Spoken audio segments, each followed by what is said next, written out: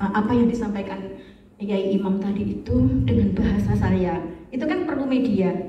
Ini upaya sedikit saja yang barangkali Bapak Ibu akan kami sampaikan, bahwa di dalam yang disampaikan itu nanti, itu kan pasti kalau kita ngajar tuh kan, indikatornya apa sih, kompetensinya apa sih. Ini untuk bahan bacaan panjenengan.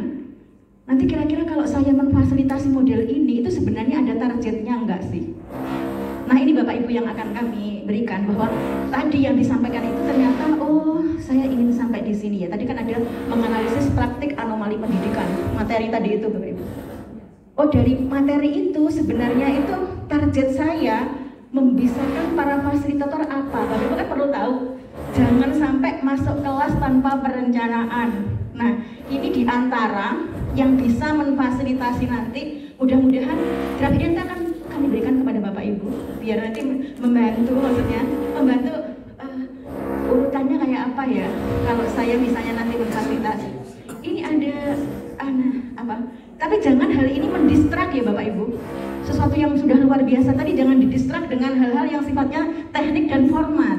Ini lagi-lagi Bapak Ibu memandu kita untuk bisa mencapai itu. Tahapannya apa?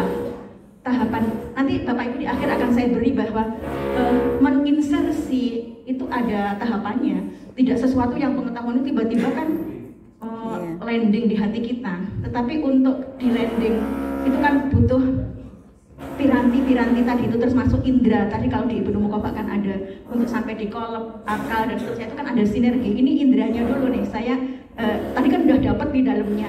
Nah nilai-nilai dari Pak Imam tadi itu bagaimana kita kemudian membumikan itu, ada mekanismenya yang mungkin Bapak Ibu bisa tempuh, nanti ini bisa dibaca. Nah ini termasuk ini nanti Bapak Ibu. Nah sebenarnya Bapak Ibu nanti bisa memanfaatkan ini untuk teknik fasilitasi saja Bapak Ibu. Itu kan ada, apakah materi itu tiba-tiba ya Bu ya? Bapak Ibu kan sudah semuanya pakar di sini, sudah terpilih. Nanti Bapak Ibu ketika memfasilitasi para pengawas, bisa jadi Bapak Ibu memulainya tidak langsung yang itu ya, yang sungguh-sungguh aja. Ini bisa kalau di sini ada permainan-permainan tertentu. Mungkin sebelum masuk perubahan paradigma itu kan suatu yang berat. Bapak Ibu bisa bermain jari kayak gitu misalnya, mau aja. Misalnya apa ya? Kita bisa berhitung normal itu kayak apa sih? Mungkin berhitung normal itu mungkin 1, 2, 3, 4, 5, 4, 3, 1 pakai tangan ini. Terus Bapak Ibu kemudian merubahnya menjadi misalnya satunya ini kayak gitu Bapak Ibu misalnya ya. Ternyata kalau awalnya 1, 2, 3, 4 itu enak begini. Ketika saya rubah 1, 2, dan terus sampai gitu, ini butuh effort ya, nggak apa-apa. Bapak Ibu bisa memasukkannya dulu. Ini tidak normal itu seperti ini ya, dan seterusnya begitu Bapak Ibu. Jadi ini panduan aja. Menit pertama Bapak Ibu nanti ngapain sih sebelum masuk ke materi? Mungkin nanti bisa membantu Bapak Ibu nggak gagal nggak gagal performance. Gagal performance. Ini istilah saya itu kadang-kadang kita kan gupuh juga ya. Tiba-tiba saya dapat materi paradigma nih. Apa kan saya berusaha dapat ilmu wirasah dari Pak Imam kok setidaknya mau ikhlas kok gitu. Tiba-tiba Pak Imam datang dipimpin jenengan ngajarin jenengan kan itu butuh waktu ini. Mungkin ini nanti bisa membantu jenengan untuk menuju ke wirasah itu. Bahasa saya karena nanti tadi Pak Yai Imam sudah mengawalinya begitu ya. Nah ini begitu. Nanti Bapak Ibu apa yang Bapak Ibu sampaikan, nanti ada slide-slide itu tadi kan juga akan dapat Bapak Ibu akan dapat materi-materi dari kami itu untuk fasilitasi. Nah per menitnya Bapak Ibu itu akan seperti apa? Ini akan coba kami sampaikan gitu. Nah ini penting.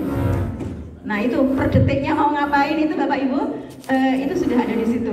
Oke? Memfasilitasi panjenengan semua sebagai fasilitator, poin per poin yang tadi disampaikan itu urutannya akan seperti apa.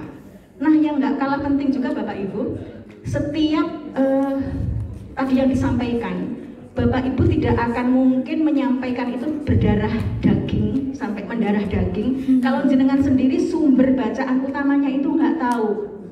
Jangan sampai jenengan menyampaikan sesuatu yang sesuatu itu masih surface-nya aja, deep-nya nggak dapet gitu. Nah ini referensi yang jenengan harus cari setelah itu. Misalnya tadi Pak Imam dawuh bahwa ke depan itu seperti apa sih frame future education kita. yang dikeluarkan oleh OECD yang akan di launching 2030. Itu ada namanya pendidikan future education, itu nanti akan apa Bapak Ibu akan mencapai yang namanya transformative competence gitu. Nah, transformative competence itu apa saja nilainya? Kan jadi kan harus tahu kenapa sih kok kurikulum itu harus berubah sekarang. Oh, ternyata dalam waktu yang paling dekat itu ada namanya future education framework yang ditawarkan oleh OECD, oleh UNESCO, yang mau tidak mau dunia harus mengimplementasikan itu, dan itu 2030 yang menjadi standar adalah itu. Indonesia kalau tidak berubah tidak bisa eksis putra putrinya, generasinya. Misalnya hal-hal yang sifatnya duniawi boleh juga kan ini dipahami dulu. Oh, ini tidak sembarang loh kurikulum merdeka ini muncul. Ada filosofi yang sifatnya seperti itu Bapak Ibu juga harus tangkap. Nah, ini dapatnya di mana? Itu tadi ini sudah saya sebutkan dokumennya apa, namanya apa. Nanti Bapak Ibu tolong dibantu, ini ada ya apa buku-bukunya yang Bapak Ibu harus cari, dan di internet mudah aja Bapak Ibu cari, ini pasti akan muncul itu tadi yang didahulukan Prof. Yai Imam itu untuk terkait dengan permusuhan seperti apa, untuk 2030 seperti apa. Bahkan ini ada turunannya Bapak Ibu yang perlu saya sampaikan kepada panjenengan semua. Setelah ini launching, itu ternyata masing-masing itu akan implementasi per mapel itu sendiri-sendiri. Misalnya kayak bahasa, karena kebetulan saya tadi didahulukan di bahasa Arab, itu sudah mulai implementasi untuk ininya, untuk apa instrumennya itu 2025. Itu mereka udah keluarkan, mereka sudah mulai uji coba begitu. Sampai di 2030 itu masing-masing mapel itu sudah punya frame untuk diukur. Nah, ini Bapak Ibu yang harus Bapak Ibu tahu. Nah, ini tadi narasi-narasi Pak Imam itu tadi kan dijelaskan apa namanya ya, mungkin susah menangkapnya miyah bilmiah gitu. 100% saya dapat, mungkin dari sekian yang didapatkan kalau inputnya tadi itu 100, intake-nya kira-kira berapa ya? Intake itu sesuatu yang masuk ke kita. Kalau misalnya inputnya mungkin 90, dapat 50, intake-nya kayaknya bagus ya. Kalau itu fokus gitu. Nah, untuk dapat intake itu tadi ada beberapa narasi sederhana yang Bapak Ibu bisa bantu ya. Di anomali praktek pendidikan itu apa? Itu yang siapa yang nulis? Pak Imam sendiri sebenarnya. Jadi saya ngumpulkan dari apa yang sudah beliau dawuhkan. Nanti tadi itu penjelasannya itu apa, terus materi pendukung begitu juga ada di sini Bapak Ibu. Untuk sekedar memantik Bapak Ibu, oh Pak Imam yang didahulukan itu ini ya. Oh, untuk menguatkan ini ya. Begitu Bapak Ibu nih semua sudah coba ya dinarasikan di sini, nanti sampai di ini apa masing-masing penjelasannya. Jadi penyakit pendidikan barat itu apa aja tadi itu ya sudah dijelaskan. Kenapa kok begini dulu, kok begini, basisnya kok konten, kognitif semuanya, apa sih yang itu terjadi, terus kemudian apa sih obat itu, penyakitnya apa. Nah, Bapak Ibu nggak akan bisa cerita kayak Pak Imam tadi kalau dokumen-dokumen itu tidak dikuasai di luar kepala gitu, mau korupsi. Jadi harus kalau ditanya itu gitu. Ini wasilah untuk ke sana. Sebelum memfasilitasi hal-hal seperti ini harus terbaca. Nah, itu sampai itu Bapak Ibu ya. Jadi ini panduan ini nanti bisa dibaca sampai nanti nilai-nilai ukhrawi itu kalau misalnya mau diimplementasikan dalam pembelajaran itu tadi kan misalnya ada dimensi ini. Kalau saya misalnya mengajar agama, bentuknya seperti apa? Tahapan insersinya seperti apa? Ini di paling akhir dari ini, panduan ini Bapak Ibu bisa lihat tahapan insersinya. Coba ya Bapak Ibu. Ini hanya ini aja sih. Nah, memandu panjenengan semua. Ini tadi penjelasan apa itu siklusnya Pak Imam, apa tadi yang didahulukan, ada narasinya di bawahnya itu, minimal membantu. Ya, kalau apa jenenge nggak ada ilmu kita kan belum fisutur ya, masih fisutur Pak Imam. Jadi fisutur itu untuk menjadi fisutur masih butuh proses gitu. Nah, ini tadi ada penjelasan singkat. Ini yang saya Bapak Ibu harus ini nanti ya. Termasuk tadi yang Ibu Mukofa dan seterusnya begitu. Saya kira kalau dinarasikan begini akan sedikit membantu Bapak Ibu untuk sampai di fisutur. Nah, ini tahapan-tahapan insersi ini Bapak Ibu Misalnya ada nilai apa, sebenarnya orang menginsersi itu tahapannya kayak apa, harus ada apa sih di dalam insersi itu. Oh tahapannya begini, oh ada inisiatifnya dulu ya, setelah ada inisiatif gini ya, ins-nya itu adalah inisiatif, misalnya kayak search-nya itu apa, gitu, C-nya itu apa, gitu. Jadi masing-masing itu mungkin ini bisa membantu Bapak Ibu untuk nanti menginsersi. Jadi itu sekedar materi tambahan sih.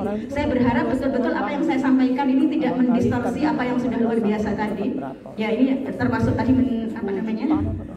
membantu saja ketika nanti saya difasilitasi tentang materi ini butuh bantuan, mungkin ini bisa membantu Bapak Ibu karena di draft itu sudah kita ini per menit ini kira-kira ngapain ya, meskipun itu tidak sekaku itu, tapi minimal itu ada ancang-ancang gitu ya. Oh saya belum menguasai yang ini, berarti saya harus lari ke referensi ini. Oh saya nggak bisa baca ihya ya, gimana ya baca ihya.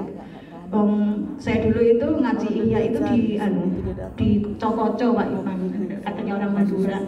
Ketika satu forum begini, laki-laki semua yang ngaji ihya itu, dia Imam Zuki waktu itu.